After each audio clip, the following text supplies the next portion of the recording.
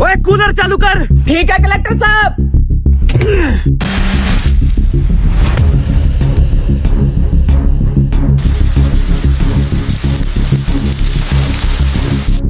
हाँ कूलर चालू हो गया है। हाँ कलेक्टर साहब, कूलर ने अपना काम भी शुरू कर दिया है। जैसे ही पानी कूलर में से गुजरता है, आगे बर्फ के गोले बन के किसानों की फसलों की तरफ जा रहे हैं।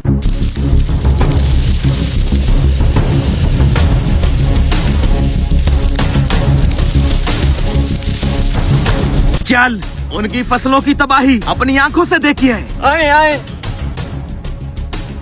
गांव वालों, आज तो बहुत खुशी का दिन है। आज मैं अपनी तरफ से आपको दावत दे रहा हूँ, क्योंकि इस बार हमारी गंदम की फसल भी अच्छी हुई है और जो कचरा बेच के हमारे पास पैसे इकट्ठे हुए हैं, अगले 3 साल तक हम बिजली का बिल भी दे सकते हैं। इसका मतलब ये हुआ कि मेरे गांव में खुशहाली खुशहाली रहेगी। खुशियाँ मनाओ।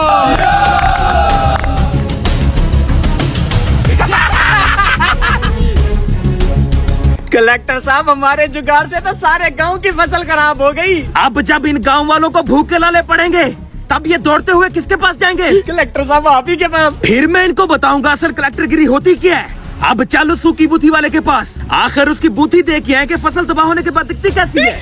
चले। चल। वाह, इधर देखो कुत्ती को पापे लगे हुए और खाना भी काफी टेस्टी पका रहा है। लेकिन अफसोस की बात यह है कि ये खाना तुझे और तेरे गांव वालों को हजम नहीं होने वाला। ओए, ये किस तरह की घटिया बातें कर रहा है? तुझे मैंने कहा था इस गांव में नजर ना आई, तो फिर यहाँ क्या कर रहा है? ओए, हमें भी कोई शौक नहीं है तेरी सड़ी हुई सूखी बूथी देखने का। ओए गांव वालों, तुम इधर कुत्तों की तरह बैठ के इसके टुकड़ों का इंतजार कर रहे हो। उधर तुम्हारी सारी फसल तबाह हो गई है। और ये क्या बकवास कर रहा है तू? ओए, हमें पता था तुझे यकीन नहीं आएगा, इसलिए वीडियो साथ लाए हैं। देख। हमारी फसल। वो गांव वालों, तुम भी देखो। Mission is successful. चल जुगाड़ की तरफ चल। हमारी तो सारी गंदम की फसल तबाह हो गई। न बादल है, न तूफान है, ये ज़्यादा बारिश कहाँ से हो रही है?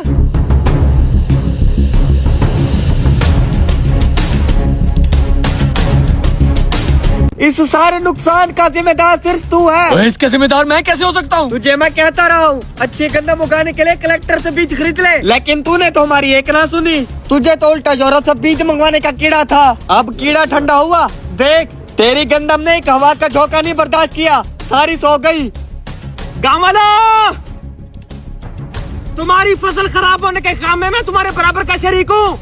वो सूखी बूथी वाला तो तुम्हारे लिए कुछ नहीं करेगा, लेकिन मैं अभी भी तुम्हारे फायदे के लिए बहुत कुछ कर सकता हूँ। लेकिन उसके लिए एक छोटी सी शर्त है। गाँव वालों, भूख मरने से अच्छा है कलेक्टर की बात मान ली जाए। कलेक्टर साहब, हमें आपकी सारी शर्तें मंजूर है।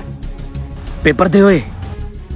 तुम्हें इस पेपर के ऊपर आके अपने अंगूठे लगाने होंगे। आखिर हमें भी तो कुछ गारंटी के लिए चाहिए। क्यों गाँव वालों, बोलो।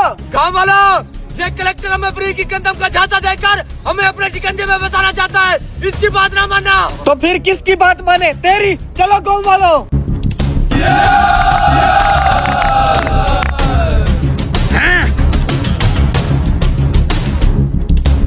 कलेक्टर साहब, सारे गाँव वालों के अंगूठे लगवा के सारी जमीनें आपके नाम करवा दी हैं।